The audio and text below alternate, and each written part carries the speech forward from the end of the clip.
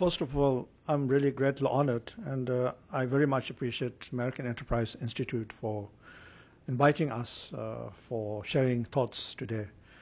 Of course, it is a daunting task. I mean, first of all, daunting task to be the person talking to Chinese, but even today with such eminent panelists, but anyway, it becomes my job easier because I think I will just limit my remarks to my present task.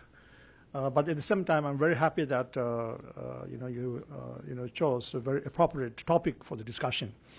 While it is not intention of His Holiness nor the Tibetan leadership to make the issue of Tibet into a sovereignty issue, we have told the Chinese very clearly. His Holiness took a very difficult, but nevertheless he took a very clear decision years back to seek for a solution for Tibet. If the Chinese allow us to do that, within the framework of People's Republic of China. Having said that, I have always felt that, people must, first of all, understand geopolitical importance of Tibet. It is not just a human rights issue. Yes, there is a gross violation of human rights that need to be addressed, that need to be, looked into. But that is just a symptom of a far bigger problem. That is the policy of the Chinese government, which I think in the last, in fact, 2 years, you see, there has been much more visible how serious this is. So therefore, I'm very glad that the other panelists, we will, and as Mike has already done it, and I'm sure others will, the geopolitical importance of Tibet. In the last 50 years, we have, I think, also achieved, three very important things that we feel really proud of. One, in spite of being confronted with one of the most ruthless, most powerful, nation on this earth, we have managed to keep the issue of Tibet alive. I remember 15, 20 years back, very close friends, both here and Europe and America, those really passionate cared. They used to say that, well, we feel sorry, but you should really concentrate on trying to build schools, maybe rehabilitate yourself, without, being very blunt, that Tibet issue is finished.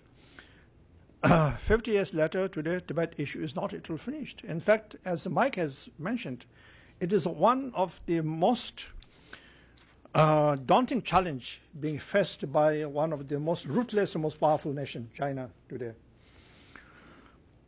The other important thing is the Tibetan identity. I mean, the whole core of the Dalai Lama struggle is to maintain this unique, distinctive Tibetan identity, which has been almost totally destroyed inside Tibet. That we have been able to preserve. Today, we are not just a museum piece. We have been able to preserve that distinctive identity of Tibet. It is a thriving. It is very much alive, and exile, no doubt. But it has also made its way into the West, I think, in a way we have made some contribution to the richness of this human society. That, I think, is something that we can look back. And then finally, the most important is, in fact, Dalai Lama became a free person, ironically, on the 31st of March when he crossed over to India as a refugee. Since that day on, he was, for the first time, able to implement what he really wanted to do, but as a refugee in a foreign soil. So today we have a fully functioning democratic system that we have established, which some of you, Mike was there. And so therefore, when we eventually go back, I tell my Tibetan friends, we don't go back empty-handed. We go back to our people inside Tibet with a precious gift, the gift of democracy. Maybe even this gift can enrich, China itself. So I think, looking back, these are the three most important things, which I think will have a tremendous also bearing to the future of our achievement.